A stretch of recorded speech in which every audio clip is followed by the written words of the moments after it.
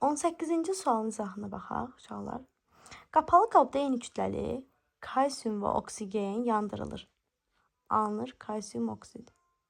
Və 2 mol bu şəkildə qeyd edirik. Bizə burada da qapalı qabda eyni kütləli kalsium oksigen 112 qram kalsium əmələ gəlir. Deməli 112 qram kalsium oksid əmələ gəlir. Amma bizim burada bu öz kütləsi də 112 qramdır. Qabda hansı maddə və neçə qram? Eyni kütləli deyirsə uşaqlar, nəyə diqqət eləməliyik biz burada? Deməli burada ikisini də m qram götürək. M qram. Kalsiumumuz burada 80 qramdır, burası 32 qramdır. M-i 80-ə böləndə m böl 80, m 32-yə böləndə m böl 32. Hansı daha azdır sorursam, deyəcəksiniz ki, müəllim, kalsium daha azdır. Deməli, məsələni biz nəyə görə işləyəcəyik uşaqlar?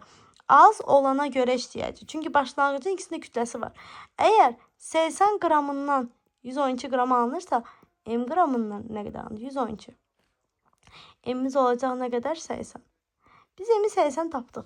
M-i 80 tapdıqdan sonra gətiririk bu m-lərin hər birinə 80 qramları belə yazırıq. Yazdıq mı?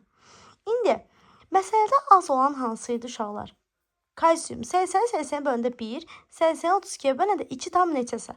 Ona görə çox olan oksigen olduğu üçün oksigenin 80 qramın yazıram kənarda, yerinə x yazıram. Baxın 80-i 80-ə böldüm.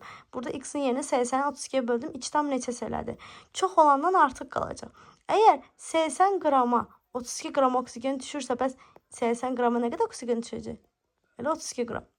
80-dən də 32 qram oksigen çıxanda yerdə 48 qram oksigen artıq qalır. Deməli, cavab olacaq nə? Burada 48 qram oksigen A variantı. Bu. Bu qədər sadə.